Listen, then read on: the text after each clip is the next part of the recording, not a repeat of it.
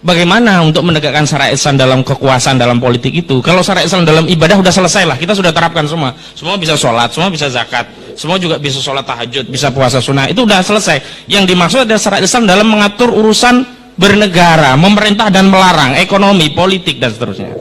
Nah Pak, kalau kita bicara fakta, untuk meraih kekuasaan itu ada 4 cara.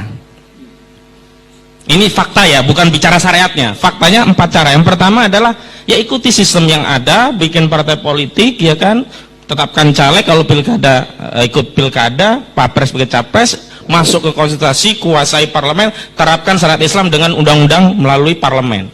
Ini cara yang pertama. Faktanya juga ada yang mengambil cara ini. Hasilnya ya silakan dinilai sendiri.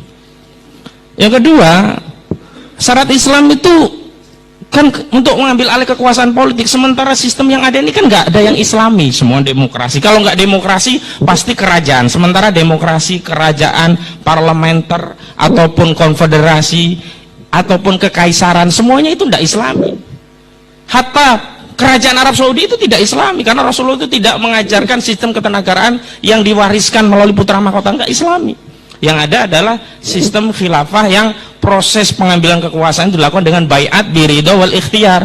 Ada Abu Bakar yang dipilih jadi karena mereka memilih dengan ridho pada Abu Bakar. Umar jadi, Utsman jadi, biridho wal ikhtiar, karena saat Abu Bakar kepada Umar, Umar kepada Utsman, Utsman kepada Ali, itu tidak ada yang kemudian dengan putra mahkota diwariskan seperti kerajaan. Tidak juga dengan sistem demokrasi, tidak bisa juga dengan, nah karena ini nggak bisa berarti kita harus ambil dengan paksa, nah dengan kekuatan senjata. Inilah cara yang kedua, lakukan gerakan fisik. Ini teman-teman kita yang ada di jihadi. Ini fakta yang kedua. Fakta yang ketiga, nah kekuasaan Islam itu akan kembali, sudah ada janjinya, wa'adallahu alladziina aamanu minkum wa 'amilus sholihati. Yang penting kita amal soleh saja, nanti akan datang Imam Mahdi, udahlah nggak usah kerja, pokoknya sholat dulu, amal soleh itu sholat ya. Ini fakta yang ketiga, karena ada kelompok yang begini. Nah yang 4 ini berusaha menggali amaliyah Rasulullah dulu dalam memperjuangkan daulah Islam itu seperti apa. Apakah Rasulullah melakukan angkat senjata untuk mengambil alih secara paksa? Tidak. Perang yang dilakukan oleh Rasulullah itu setelah hijrah, setelah Rasulullah menjadi kepala negara, setelah Rasulullah punya kekuasaan, setelah Rasulullah punya pasukan, setelah Rasulullah punya daulah Islam yang pertama di Madinah, yang konstitusinya disusun berdasarkan wahyu yang kemudian kita kenal dengan Piagam Madinah. Piagam Madinah itu adalah konstitusi negara tertulis pertama di dunia, dan itu konstitusinya negara kaum muslimin yang dipimpin langsung oleh Rasulullah Muhammad SAW. Itu berarti nggak pakai kekerasan. Yang kedua, Rasulullah juga nggak ikut sistem yang ada. Kalau ikut sistem yang ada, Rasulullah ambil itu tawaran dari orang-orang kafir Quraisy di Darun Najwa.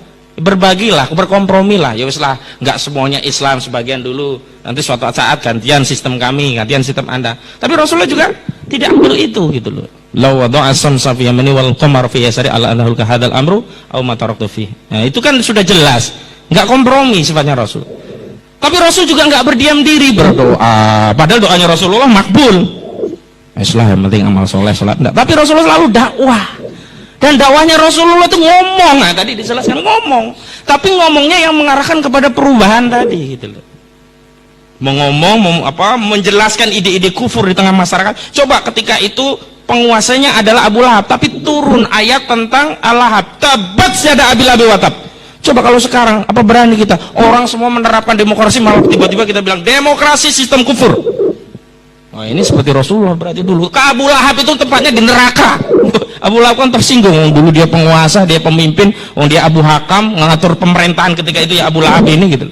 Nah kita harus membongkar nih semua pemikiran ide-ide kufur di tengah masyarakat. Kita itu memberantas TBC. Apa itu TBC? Tahayul, bid'ah, khurafat. Tapi yang dimaksud TBC itu bukan hanya bikin sesaji itu tahayul, bid'ah, percaya dengan roro jonggrang itu tahayul, bukan hanya itu, tapi demokrasi itu juga bid'ah. Tahayul, kalau kita mau menerapkan Islam lewat demokrasi, tahayul gitu. Tahayul. Jadi HTI itu bukan nggak mau Islam berkuasa, mau, tapi caranya nggak mau ngikuti Montesquieu.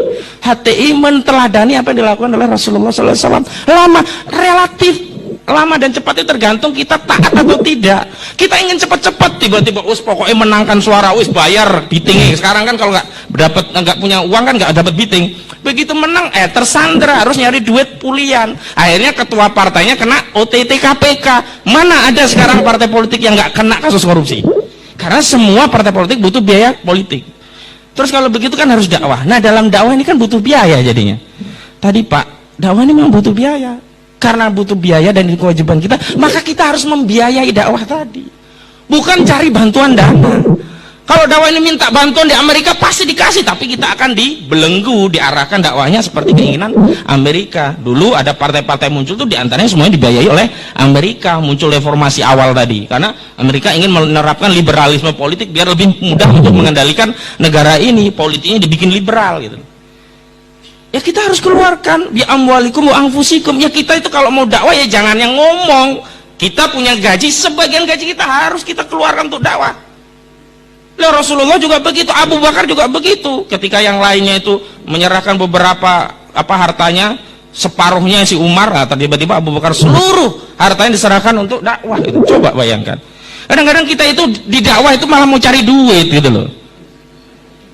Bukan mau berkorban gitu loh. Kalau mencari duit, ya bahwa ada diantaranya misalkan kita mengisi itu dapat bisaroh, dapat amplop, itu halal. Tapi bukan itu tujuan kita gitu loh. Jadi suatu saat ketika dakwah membutuhkan biaya kita harus keluarkan, ya harus keluarkan.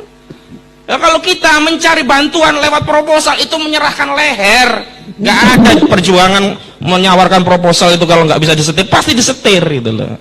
Dan yang terakhir yang paling penting itu keyakinan, akidah, kemenangan itu karena Nasrullah. Ini yang paling penting. Bukan karena pemilu, bukan karena pilkada, bukan karena dukungan banyak, bukan karena kepintaran, bukan karena kehebatan, bukan karena strategi, bukan karena macam-macam itu, tapi Nasrullah. Karena itu penting tadi, mendekati yang punya kemenangan, mendekati Allah Subhanahu wa taala. Maka nggak cukup Bapak-bapak sekalian kita dengan menjelaskan, makanya harus ada ruh untuk mendorong kita lebih dekat. Tidak hanya tadi, memang amalan-amalan yang wajib sudah selesai, nafilah harus kita tambah. Ini yang harus kita lakukan. Tapi bagaimana kalau ini kita lakukan terus belum? Nah, kita ada tujuan yang lebih penting daripada tadi kekuasaan tadi apa? Kebutuhan kita untuk mendapat ridha Allah. Karena suatu saat kapanpun kita bisa mati. Dan kita tidak ingin mati dalam keadaan tidak taat. Nah, perjuangan kita itu selain untuk menerapkan Islam, tapi dalam rangka agar kita istiqomah, agar ketika Allah mencabut nyawa kita, kita dalam keadaan iman dan Islam.